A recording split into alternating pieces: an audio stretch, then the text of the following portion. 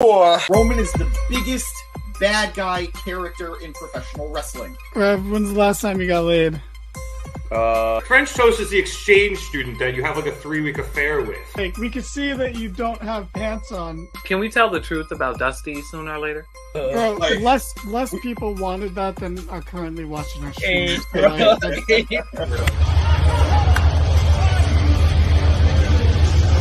And you know Vince, and you still think, are these true? It's like... Welcome to the Mark It Down podcast.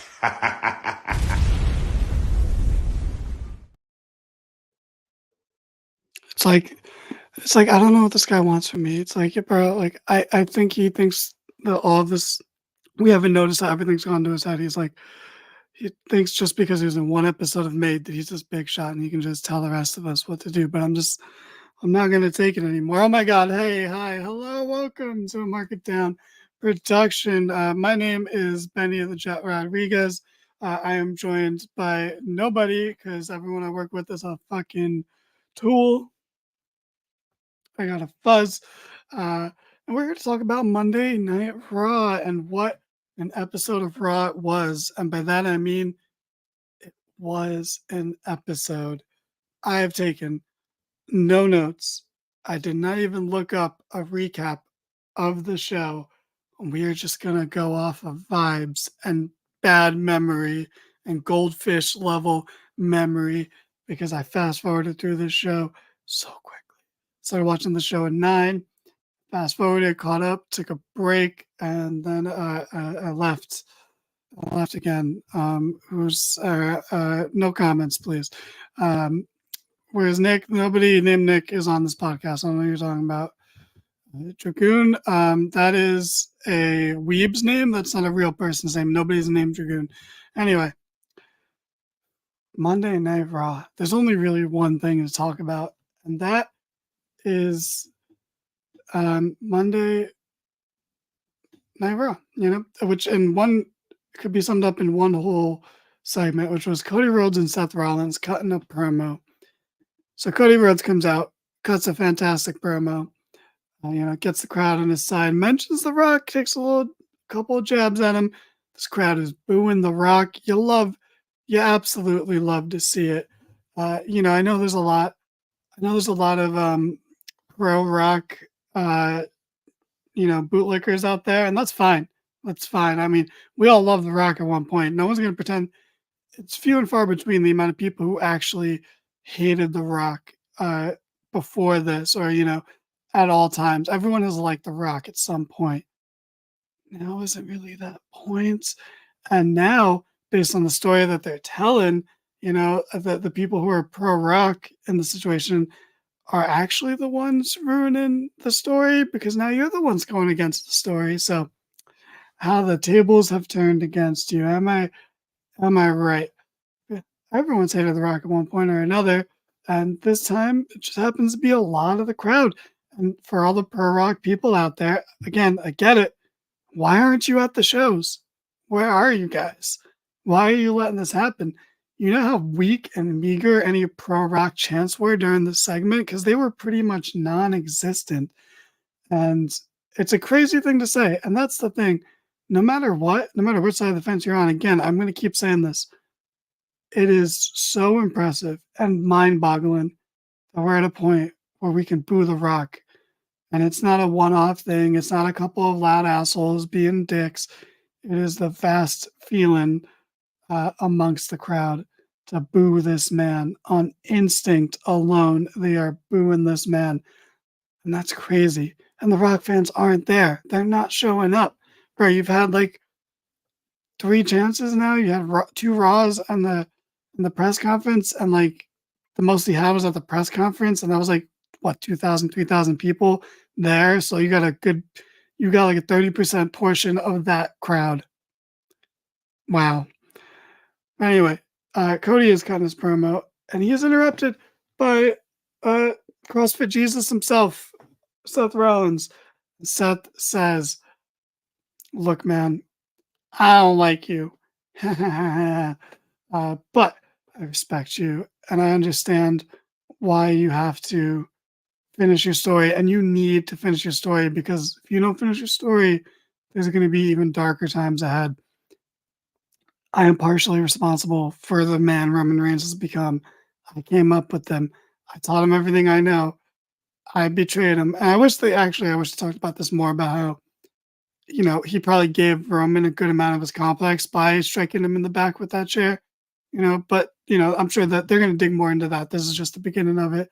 He says, I know the bloodline. He's like, and if the reason I had your back at the press conference is because I'm the only person who can help you. I'm the only person who knows Roman well enough to help you.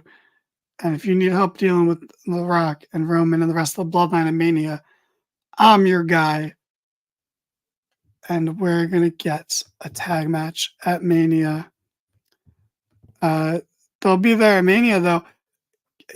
Yeah, but not the majority. Bro, first of all, I mean, have you been to WrestleMania? I don't know if you went to 35 or not, but it's, WrestleMania is full of the smarkiest of smarks, and it's very easy. First of all, this wouldn't be the first time a WrestleMania crowd has turned on The Rock. So, they're still going to be the minority, I believe. I don't see a world where they're getting more cheers than Cody and Seth, which is going to be fun. But it will be a back and forth. It won't be like 100% one-sided on Cody's. But you're right. It will be interesting in that regard. But they shook, Seth dropped the mic. They shook hands like 4 times in this promo. A lot of respect. And you know what? I'm a fan of it. I like seeing how far these two have come together, because they've been with each other for all of Cody's comeback. They've been on the same show, and Seth has been very heavily involved in Cody's identity in WWE this time around. So for them to grow to the point of just so much mutual respect that it is now finally borderlining on friendship, that's a good ride, and I'm here for that. I actually love to see it. And I hate to say this, but this is better than anything Seth can be doing with this title right now. Like, I am way more in to him in this tag match with Cody against The Rock and Roman. Potentially, nothing's official. This is all just, we're all just putting, there's a bunch of writing on the wall. It's very big, bold letters on the wall. But, it's not official yet. But I am into this because it's way more than, he's probably going to face Drew at Mania, and that's great. Drew is literally fantastic. But this is way bigger than that match is ever going to be, and it's way more exciting. And there's no offense, because it is a consolation prize. So I really don't need, I don't care as much. I don't need to see the World Heavyweight title match as much. But Seth will pull double duty because he's a fucking company guy. He's a champ like that. And it'll be fun. I'm so into this tag match. I'm not into the idea of seeing Roman wrestle twice. And honestly, I don't really want to see anyone wrestle twice this Mania. But, this match is very, very exciting. This feels like a WrestleMania match, the way WrestleMania matches used to be. You think back to the first WrestleMania, main evented by a tag match. That is a big deal. We've seen it throughout the years, and it's not that far removed. You could think, and this is actually quite a few years ago now, but hell, Ronda Rousey's debut was on a tag match. It was fun as hell, and it was all down. But still, it was fun as hell. No one could ever take away that was genuinely one of Triple H's best WrestleMania matches too. And maybe the last great Kurt Angle match before his retirement, but that's not fair because, circumstances. But I'm into this idea. Fantastic promo. Highlight of the show. Literally nothing else. There's people that are not sorry, excellent story. I'm gonna ignore that. I went to Mania with Cena and Rock, and the guy in front of me was shocked. I didn't want the match happening. Yeah, those people exist, but in a stadium that's going to be filled with what? Like, I don't know. Let's make up a number. 90,000 people. It's going to be. They are the silent minority. For if you ever hear someone claim to be a silent majority, that's not a real thing. That's never ever true. They're usually a vocal minority, but in this case, they're going to be a silent minority because they're not showing up so far, and that's what makes it exciting. And there'll be weeks, there'll be times. It's going to happen on SmackDown. Roman and Rock are going to be on SmackDown. Cody and Seth probably won't be, so that crowd probably lean a little bit more towards Roman and Rock, and that's going to be happening. But important thing, Cody's not getting booed.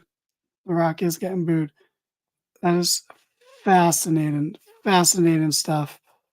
Philly is hardcore fans, though. It's WrestleMania. It literally does not matter where it is. That is borderline irrelevant. The only reason it matters is because we're going to be there because it's a proximity to us. Eric in the comments lives on 1234 Philly Lane. So go pay him a visit. But that does not matter. All these fans are flying in, bro. Like, so much, a huge portion of this crowd is international. It's not just people are like, oh, well, that's how they fill up like the last 12,000 seats, or people are like, oh, well, it's in the neighborhood, I guess I'll go. Then the rest are people who go every year. We have a member of our podcast who goes every year. And it's because, he's a mark and he's a shill at the same time. But it's going to be such a fun dynamic. And now I am back to being excited about going to Mania. They have restored my faith. We have made them pivot. That's one thing. I will not accept any lies. This was always the plan. I think it was a really good pivot. And it is what it is. We got some Rock crybabies, getting mad. They're not going to get a boring match. Sorry. This tag match is going to be way better than a Rock Roman singles match. And search your heart, it to be true. I don't know what that's a reference from, some lame-ass movie that people care about too much, I assume. But it just is, it's to quote a mediocre wrestler, it's just a fact of life that this tag match is way more exciting than a singles match between two Nepo babies, I want to say, just to be, reductive and diminishing to help get across my point and my agenda. But in all seriousness, a Rock Roman match was always going to be boring. This is way better. You can do so much smoke and mirrors, so much more shenanigans with this tag match. You got Seth in there to do all the hard work. You got Cody in there to do the second most hard work. And then who knows between Roman and Rock who's going to be third in terms of carrying their weight there. But I hope it's Rock. I hope he shows up. But it's going to be a fun time. I'm excited. What else happened on this show? Great question. Nobody. I'm going to take a sip of water before I answer that. But nothing much is the spoiler. Nothing much.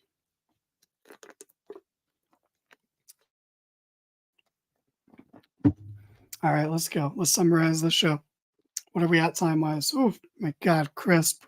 We're going home soon. Don't even make clips of this, producer boy. I don't want clips of this. This is a speed run. This is practice. Who the fuck cares? Whoa, Navarro. What's funny is I feel positive about Raw, and it is solely because of that segment. The rest of it was all fine. Nothing was offensively bad on it, but nothing was like blow away like this promo segment was. But this segment was amazing. You love to see it. They fixed all the problems they were creating with Seth by having him seem like such an afterthought in this Cody story, and how pathetic he seemed begging for a title match. That's pretty much almost all gone now, just by the Super Bowl commercial that wasn't a Super Bowl commercial, just a commercial they released at the same time as the Super Bowl, which, smart move to not pay for that Super Bowl airtime. And this promo here has brought Seth right back. And now he feels like, yeah, obviously he's like a step below these other guys, but he's like right there. He does not feel as out of place as he did at the press conference, where it was almost by design. But I am excited. for that program. I'm excited to see what happens on SmackDown. Not that I'll ever watch SmackDown. That's a garbage show for garbage people. But I'm excited to watch the highlights. And I'm excited to see what happens. This is a good road to WrestleMania. I think all around, even with the stuff I'm not as into, I can't say that it's necessarily bad. So to speed through the rest of the show, starts off with a 6-man tag. New Day, New Jay, if you will. Jey Uso and the New Day beat Imperium in a fun 6-man tag. Worth watching, not going out of your way to watch, but come across it, watch it, not bad. You'll enjoy it. Fun stuff. Good guys win. They're hyped. They're gonna be backstage. It's gonna be Jey versus Gunther next week on Raw. Because remember, Gunther can't travel to Australia for this pay-per-view. He'll be good to go by Bash in Berlin, but he's not good to go for this pay-per-view. So they're doing it on Raw, which is fine because they do like to put some big matches on the Raw on SmackDowns before and after the pay-per-views, to make it feel like more of a destination and an event to get to. So that's fine. I'm sure it's going to be a fun match. Jay's super over. And I think he's actually a credible contender to Gunther. And that's good. Good job. Oh, no, Navarro. I understand that. And I thought about that too. I was like, they could do something like that. Jay's not the guy to do it. Now's not the time to do it. You're this close to Mania. Don't do it now. If it was any other time, I'd be fine. I'd be more okay with it. But right now, no. That's why you have Imperium there. As much as I like them, they are there because Gunther's so unbeatable. The only way you're ever going to win matches he's involved in is by pinning his lackeys. And that's fine. That's what they're there for. And it helps protect his mystique. But they could do that. They could do that if he's going to retain at Mania, which depends on who he's facing. That could be a good way to build hype for Mania going into it. But for a Raw title match next week, I would save it. But Jay is a credible opponent. He could be one of the guys. He's someone that people would accept as a guy to dethrone Gunther. It wouldn't be my personal favorite, but I take him above Sheamus. I take almost anyone above Sheamus. I don't watch. There's any person that shouldn't finish their goddamn story. It's Sheamus who needs to take one for the team and retire, not accomplishing everything. Make it feel more special and unobtainable. But what else happened on this show? Nothing. Bobby Lashley qualified for Elimination Chamber, beat Bronson Reed, who's not going to get to compete in his hometown. And I feel like a lot of the Australians that are in Rhea Ripley are not gonna. And by that, I think it's just two. There's right now, I think it's Indy and Bronson, who technically Indy still has a chance, but we'll briefly get to that. But yeah, weird that you're not going to put Bronson Reed in it. I kind of thought carrying Cross was going to cost Lashley or some shenanigans. But it makes sense. You want to stack the chamber, and you've already taken out guys like Styles and Zayn from being in it. So putting Lashley in it makes sense for just stacking it with main event caliber guys. So that makes sense. It's just weird that you're not gonna have the Australian guy in it. Yeah. Funny enough, yeah, we're on the same page, Navarro. That's what I thought was gonna happen. Bronson being in the chamber in front of his family, which I'm not really particularly a fan of the guy, but it's just a nice thing to do. Just do nice things for people sometimes like that. It's not an opportunity they're going to get that often. I'm sure they'll go back to Australia again because they did in 2018, I want to say. But that's 6 years apart, But whatever is what it is. What else happened? Liv Morgan qualified for the women's chamber. She beat Zoe Stark. It's interesting with the women's chamber because there's a lot of people you kind of want in it. It'd be nice to see Zoe Stark in it. It would have been nice to see Shayna Baszler in it. When you think about how stacked this chamber is probably going to be too, it makes sense. Don't put in people who don't really have a chance. So far, who do you have in there? You have Becky, Bianca, Liv. There's 3 credible contenders there. There's 3 people you could easily see winning. One's the favorite because she's interacted with Rhea a bunch lately. But Liv has the revenge story with Rhea, even though that story is long past and she's failed multiple times to beat her. Like that's obviously not going to be the direction, but it's a really good like red herring, like to make you think, oh, it could be Liv. Like I wouldn't be surprised if she's in the final two of that match. So that's fine. Whereas like you have someone like Zoe in there, it'd be a good chance for her to have a good showing, but like she's not gonna win it, and I don't think anyone's gonna believe she's gonna win it. Whereas I think everyone that's gonna be in it is gonna be believable, except for maybe one person who I hope is in it. But anyway, just we'll jump around a bunch on the show with the women's stuff. Becky Lynch came out, cut a promo. It was good, but I was hoping for more because a lot of what she's been doing lately is just cutting good promos, and it's like diminishing returns and all that. She's interrupted by Nia Jax, who puts on the crocodile tears to say how inspiring it is. And she believes in Becky, and that Becky is going to win the chamber, just like she believes she's going to destroy Rhea Ripley in her home country in front of her family and win the women's championship and go into Mania as a women's champion. Not a great promo, but the idea was great. It's just, it's Nia Jax. It's very restricted in that, like, not a lot of what she says sounds great, but, she's still on the run of a lifetime right now, so we'll cut her some slack. Rhea comes out, and Rhea's not messing around. She just starts brawling with Nia. And Becky, who gave a toast to the Red Wrestlemania with a callback to the lemonade gag from a few months ago, is just chilling in the corner watching, drinking her lemonade. Of course, the brawl makes its way to the corner. Nia squashes both of them in the corner, and as she's about to finish off Rhea, Becky jumps off the top rope with a drop kick, and then she stares down Rhea, who runs past Becky to kick Nia in the face as she's getting back on the rope, and then continue their stare down. I like this. I thought it was a good way to juggle stories. I think the chamber is a foregone conclusion now, but I think a lot of people assumed it was anyway, but now they're really laying it on thick. And I will say there's a chance that this is all a red herring and someone else is going to win the chamber, like a Liv or whatever. Like it's almost like they're laying it on too thick that it's going to be Becky, that he might pull the rug out. Plus, Triple H isn't really good at booking Becky or honestly any of the horsewomen per se, but I digress. Fun segment. I really think Nia and Rhea could main event this pay-per-view, which good on them.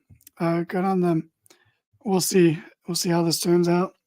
But I do think the rest of the chamber is going to be it's going to be pretty stacked. You got Naomi is definitely going to beat whoever she is fighting, and Tiffany Stratton is going to beat Shotzi. So they'll both be in it, and they'll lose one spot. Now, that spot could be Jade. It may very well be Jade. Maybe you don't put her in there because you don't want to pin her, but it very well could be Jade. But they also set up a last chance battle royal later on the show where Chelsea Green demanded just be put in the match. And you know what? I hope it's her. I hope it's her so the match has some comedy, because she was the highlight of almost the entire Royal Rumble weekend. She got overshadowed by R-Truth's over the topness, but her Rumble through line was the best part of the entire weekend. So I hope she's in the chamber for that reason and that reason alone. Like borderline, I hope whoever she starts with like Bianca or someone, and Bianca just has her dead to rights, and it's just everyone just fucks around with her. Like every time she's about to be eliminated, the next person comes in and borderline saves her, but really just lays her out themselves and then moves on to the other person. And that could be very, very interesting. So this chamber is also going to be stacked. It's so weird. I'm going to take a sip of water if I make this point. Also to give some dead space in between.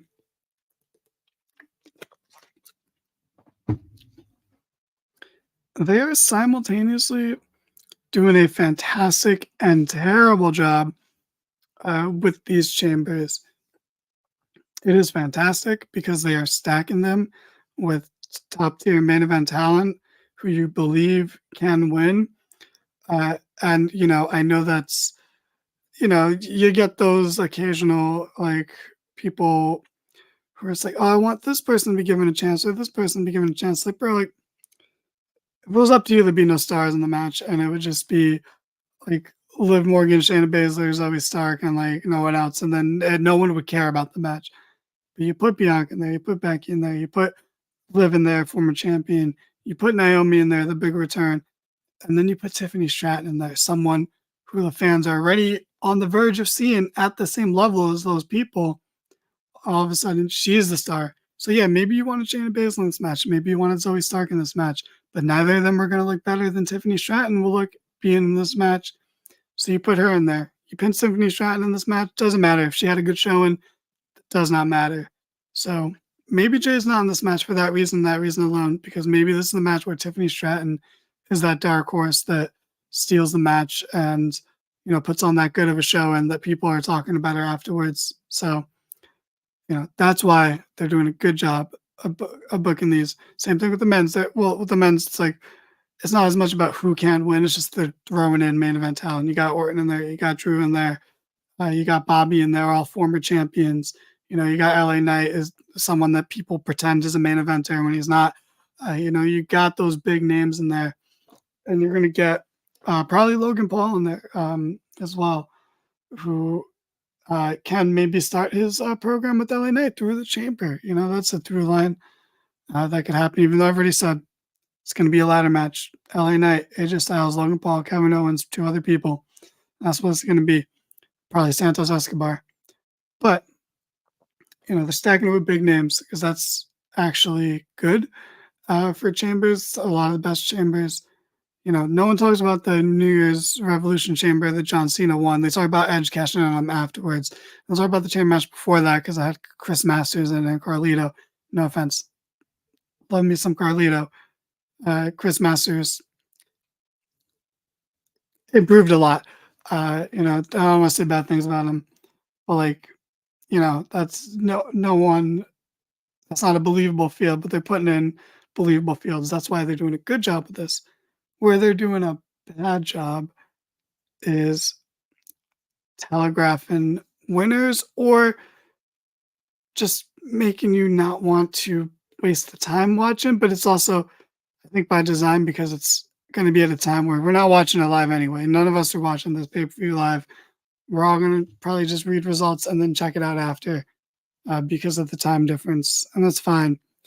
But you have Becky interrupt Rhea during the press conference. She's the only person qualified for the match at this point. Makes it seem pretty obvious she's going to win. You have Drew, the only person with a story going into this. It makes it pretty obvious he's going to win. I can't read what you have on the screen, producer, but also, why are you here? We're like almost done with this show. Yeah, I still can't read it. It's too blurry. It's not clear, bro. But it's okay. Yeah. Becky's I didn't really go into it, but yeah, a lot of interesting details in there. A lot of weird lines that should have been saved for a better crowd. And everything, this crowd wasn't that good. They're pretty dead for a lot of the show, besides booing The Rock and cheering Cody. But anyway, as I was saying, it's okay. Like, it's not bad to have having the predictable winner isn't a bad thing. But a lot of what they've done is kind of telling people they can skip the chamber. Like, Roman and Rock aren't going to be there. Seth won't be there because he's got a heel. Is Cody even going to be there at this point? Like, I'm sure he will be there because he's a company guy. He's going to be there, but what's he going to do? And it's like, who cares? Like, do I think Orton's going to win the men's chamber? No. Does it make sense for him to be in there? Yeah. But it's an ebb and a flow. But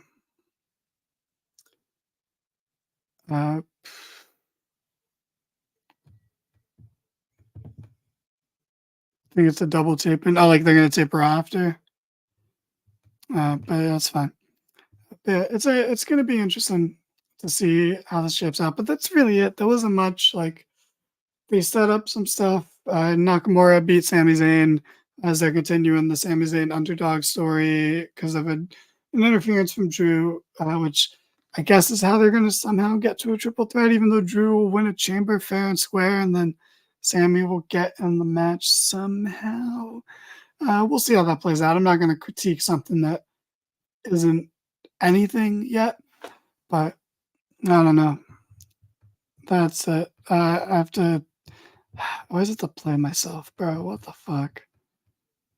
Am I just playing the intro again? Because I'm gonna. Anyway, like, subscribe, follow us. Look at all these socials on the screen. Fucking weird. We got them all.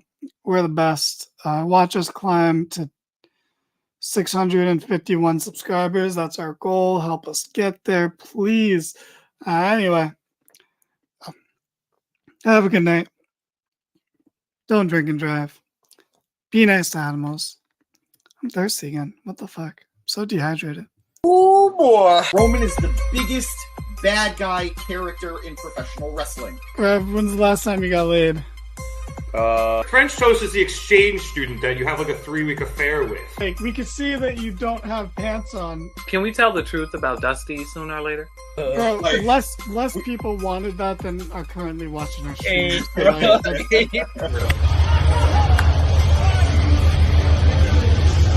And you know Vince, and you still think, are these true? It's like, Welcome to the Mark It Down podcast.